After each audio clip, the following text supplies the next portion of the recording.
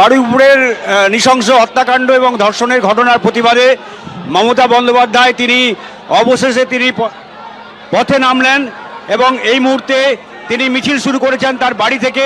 তার হাতে একটি বড় মোমবাতি রয়েছে এবং সেই সঙ্গে যারা তৃণমূলের কর্মী সমর্থকরা রয়েছেন তারা কিন্তু জাস্টিস ফর বারুইপুর এই স্লোগানে তারা এই মুহূর্তে তারা মিছিল করছেন। এবং মমতা বন্দ্যোপাধ্যায় তিনি এই বারুইপুরের ঘটনার প্রতিবাদে তিনি অবশেষে রাজপথে নামলেন। তিনি গতকাল থেকে যাওয়ার চেষ্টা করেছেন বারুইপুরে, কিন্তু তাকে কার্যত বন্দি করে রাখা হয়েছে বলে অভিযোগ করা হয়েছে, গৃহবন্দী করে রাখা হয়েছে বলে অভিযোগ করা হয়েছে। এবং সেই সঙ্গে আজকে মমতা বন্দ্যোপাধ্যায় তিনি নির্যাতিতার পরিবারের সঙ্গে পরিবারের সঙ্গে ফোনে কথা বলেন।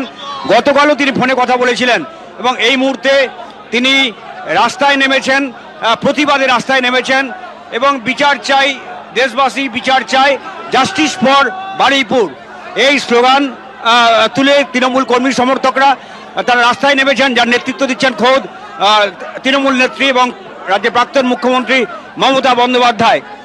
এর আগে আমরা দেখেছি যে হকার উচ্ছেদের প্রতিবাদে তিনি রাস্তায় নেমেছিলেন দুবার এবং অবশেষে বারুইপুর নিয়ে তিনি রাস্তায় নামলেন। এই মুহূর্তে তার বাড়ির সামনের যে রাস্তা, সেই রাস্তায় মিছিল চলছে এবং মিছিলে নেতৃত্ব দিচ্ছেন মমতা বন্দ্যোপাধ্যায়।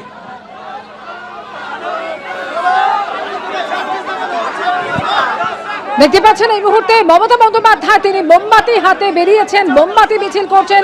মমতা বন্দ্যোপাধ্যায়ের সঙ্গে রয়েছেন দোলা সেন, ডেরেক ওব্রায়েনরা। বারুইপুর কাণ্ডের প্রতিবাদে মোমবাতি মিছিল মমতা বন্দ্যোপাধ্যায়ের। এর আগেও তিনি নির্যাতিতার পরিবারের সঙ্গে কথা বলেছেন টেলিফোনে এবং তিনি বলেছিলেন যে তিনি তার পরিবারের সঙ্গে দেখা করতে যান, কিন্তু তাকে নজরবন্দি করে রাখা হয়েছে বলে অভিযোগ করেছেন প্রাক্তন মুখ্যমন্ত্রী। আর বারুইপুর কাণ্ডের প্রতিবাদে এবার তিনি পথে নামলেন। আশাবুল হোসেন সরাসরি আমাদের সঙ্গে রয়েছেন। আশাবুল, একেবারে মমতা বন্দ্যোপাধ্যায় গতকাল থেকেই তার পরিবারের সঙ্গে যোগাযোগ রেখেছেন। দুবার তিনি ফোনে পরিবারের সঙ্গে কথা বলেছেন। গতকাল তিনি ফোনে কথা বলেছিলেন, অভিষেক বন্দ্যোপাধ্যায় রাত্রিরে কথা বলেন এবং আজকেও মমতা বন্দ্যোপাধ্যায় তিনি কথা বলেন এবং তিনি তার বাড়িতে যেতে চেয়েছিলেন, কিন্তু গতকালই পুলিশ কার্যত তাকে তার বাড়ির চতুর্দিকে ঘিরে ফেলে, এই গলিতে রুটমার্চ হয়। ফলে মমতা বন্দ্যোপাধ্যায় অভিযোগ করেন যে তাকে কার্যত হাউস অ্যারেস্ট করে রাখা হয়েছে, তাই তিনি যেতে পারছেন না। অবশেষে আজকে তিনি পথে নামলেন এই ঘটনার প্রতিবাদে এবং হাতে মোমবাতি নিয়ে মোমবাতি মিছিল তিনি নেতৃত্ব দিচ্ছেন এবং সেই সঙ্গে তৃণমূলের কর্মী সমর্থকরা যারা তার বাড়িতে এসেছিলেন তাদেরকে নিয়ে তিনি এই মিছিলে নেমেছেন এবং মিছিলের মূল স্লোগান জাস্টিস ফর বারুইপুর এবং রাজ্য দেশবাসী বারুইপুরের ঘটনার তারা প্রতিবাদ করছে এবং তারা বিচার চাইছে। এটাই মমতা বন্দ্যোপাধ্যায় এই জাস্টিস ফর বারুইপুর এই দাবি নিয়েই তিনি রাস্তায় নেমেছেন। নির্বাচনের পরে পরপর দুবার রাস্তায় নামতে আমরা দেখেছি মমতা বন্দ্যোপাধ্যায়কে এবং সেটা হকার উচ্ছেদের প্রতিবাদে তিনি রাস্তায় নেমেছেন এবং আজকে তিনি রাস্তায় নেমেছেন বারুইপুরের ঘটনার প্রতিবাদে।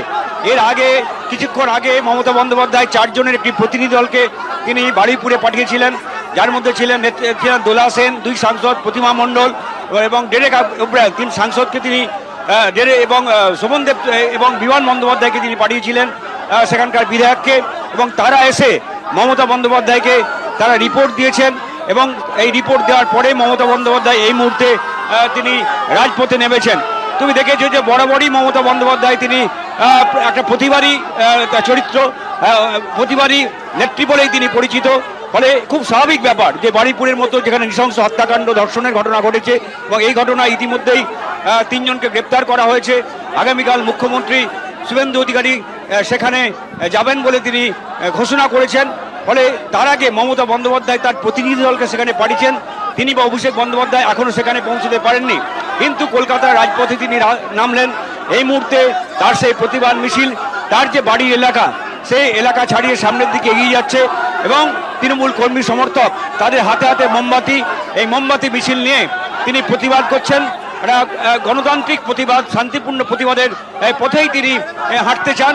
এই মোমবাতি মিছিলের মধ্য দিয়ে সেই বার্তায় মমতা বন্দ্যোপাধ্যায় দিচ্ছেন এবং আমরা দেখতে পাচ্ছি যে মমতা বন্দ্যোপাধ্যায়ের গলির বাইরে যারা বেরোতে না পারেন ইতিমধ্যেই কিন্তু ঘিরে ফেলা হয়েছে, গলির সামনেটা পুরো ব্যারিকেড দিয়ে ঘিরে ফেলা হয়েছে যাতে তিনি গলির রাস্তা দিয়ে বেরোতে না পারেন এবং মহিলা পুলিশ এবং র্যাব সমস্ত বাহিনী কিন্তু ঘিরে ফেলেছে। বাহিনী চতুর্দিক থেকে ঘিরে ফেলেছে, তারা কিছুতেই বেরোতে দিচ্ছে না মমতা বন্দ্যোপাধ্যায়কে গলির বাইরে তারা বেরোতে দিচ্ছেন না। প্রচুর মহিলা পুলিশ কেন্দ্রীয় বাহিনী এখানে মোতায়েন করা হয়েছে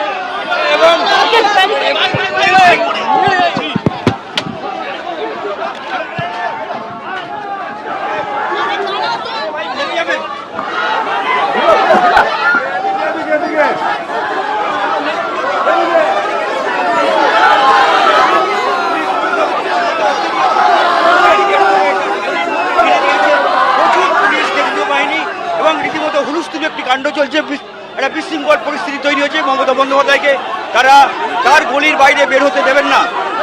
গতকালও তারা পুলিশ কিন্তু যাতে মমতা বন্দ্যোপাধ্যায় বারুইপুরে যেতে না পারেন সেই কারণে কার্যত তাকে গৃহবন্দী করে রেখেছিলেন, কেন্দ্রীয় বাহিনী দিয়ে লুটপাট করা হয়েছিল। আজকে আমরা ভাবছিলাম রাজপথে তাকে বেরোতে দেবেন, কিন্তু গলির মুখে যেখানে তিনি আর না বেরোতে পারেন সেখানে মমতা বন্দ্যোপাধ্যায়কে বিশাল পুলিশ বাহিনী, র্যাব, কলকাতা পুলিশ তারা আটক করেছে, আটকে দিয়েছে। তারা তাকে এখান থেকে বেরোতে দেবেন না। অর্থাৎ স্পষ্টভাবে বোঝা যাচ্ছে মমতা বন্দ্যোপাধ্যায়ের এই প্রতিবাদ আন্দোলন যাতে রাস্তায় ছড়িয়ে না পড়ে, জনমানুষে যাতে ছড়িয়ে না পড়ে তার চেষ্টা করে যাচ্ছে এই বর্তমান সরকারের পুলিশ। এবং এই মুহূর্তে পুলিশ আটকে রেখেছে এবং পরিস্থিতি খুবই উত্তেজনাপূর্ণ।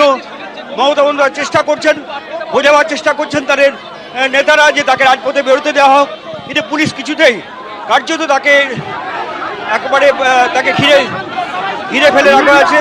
আরও বাহিনী আনা হচ্ছে এবং গোটা এলাকাটা কার্যত ঘিরে ফেলা হচ্ছে যাতে মমতা বন্দ্যোপাধ্যায় তিনি রাজপথে না, তার গলির বাইরে, তার বাড়ির সামনের যে গলি রাস্তা সেই রাস্তার বাইরে তিনি রাজপথে না আসতে পারেন। সেই কারণে সমস্ত বিশাল পুলিশ বাহিনী এই মুহূর্তে মোতায়েন করা হয়েছে এবং ঘিরে ফেলা হয়েছে। পুরো গার্ড ওয়াল দিয়ে পুরো এলাকাটা ঘিরে ফেলা হয়েছে যাতে কোনো অবস্থাতেই তিনি বেরোতে না পারেন। আমরা শুধু বলেছি নেত্রী আমাদের পাঠিয়েছে, আমরা সেই পরিবারের সাথে আছি, সেই পরিবারের পাশে আছি। আগামী দিনে সেই পরিবার যেভাবে আমাদের কাছে সাহায্য চাইবে সেই সাহায্যটুকুর হাত আমরা বাড়িয়ে দেব। আমরা কোনো রং নিয়ে, রাজনীতি নিয়ে কথা বলিনি, কারণ সেই পরিবার যে তার সন্তানকে হারিয়েছে, এখানে রাজনীতি নয়। শুধু আমরা চাই যে দোষী ব্যক্তি তার চরম শাস্তি দিক এবং আমরা সেই দল তৃণমূল কংগ্রেস নেত্রী বলেছেন আইনানুগ সকল সহযোগিতা আমরা করব, আমরা পরিবারের পাশে আছি। আমরা দেখা করেছি, এখানে ঠাকুরদাদাও ছিলেন, ছোট ভাইও ছিল, আমরা দেখা করেছি। মমতা ব্যানার্জির পক্ষ থেকে আমরা এসেছি। মমতা ব্যানার্জি এই ভিকটিম পরিবারের, এই আক্রান্ত পরিবারের পাশে আছেন, এইটুকুই আমরা বলেছি। দেখুন, আইনি পথেই তো চলতে হবে, একটা ঘটনা ঘটলে তো আইনি পথেই চলতে হবে। তো মমতা ব্যানার্জি থাকতে সমস্ত সাহায্য নিশ্চয়ই এই পরিবার পাবে। আমরা মমতা বন্দ্যোপাধ্যায়ের পক্ষে 2জন এমপি 2জন এমএলএ এসেছিলাম, এই বার্তাই দিয়েছি।